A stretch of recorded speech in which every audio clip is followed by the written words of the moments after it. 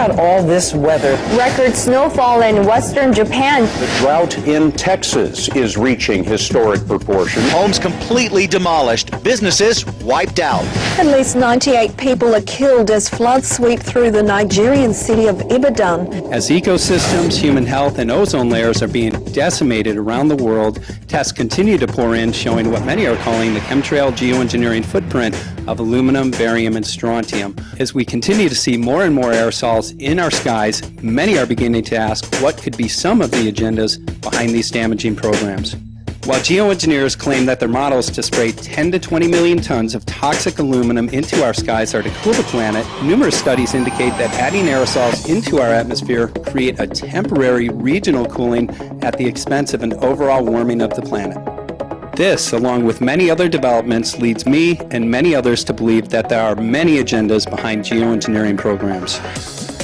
The American Association for Aerosol Research Conference in Orlando provided some clues as to what one of the many agendas could be.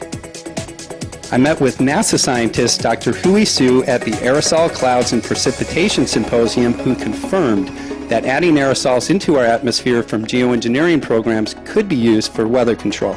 So if you put aerosol in the stratosphere, I'm sure it will have a strong radiative impact.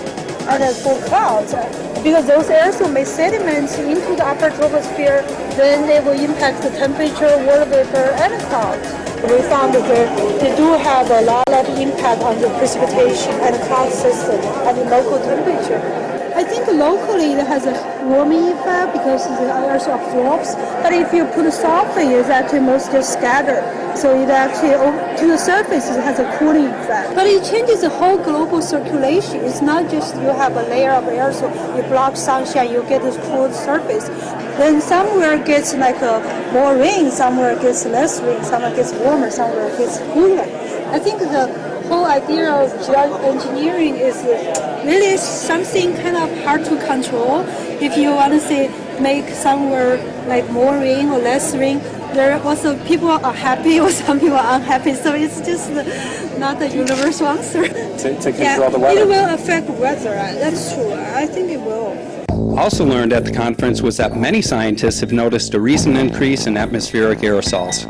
These findings were also noted in a recent study by NOAA. However, they failed to report on the source of the aerosols that are believed by many to be from chemtrail geoengineering programs.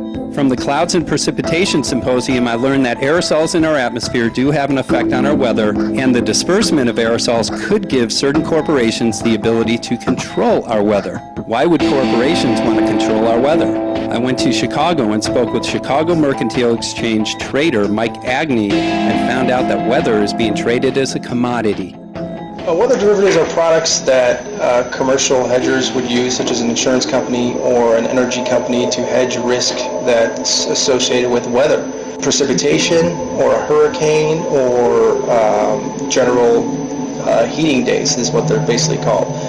Certain temperatures or higher temperatures are going to associate with more energy, so they're going to want to hedge that risk. Could they predict the weather, and if they could they gain financially even more so? There's no doubt that you could financially benefit if you could control it. If you can structure a product where you say, okay, I'm going to buy insurance against it raining more than 10 inches in this area.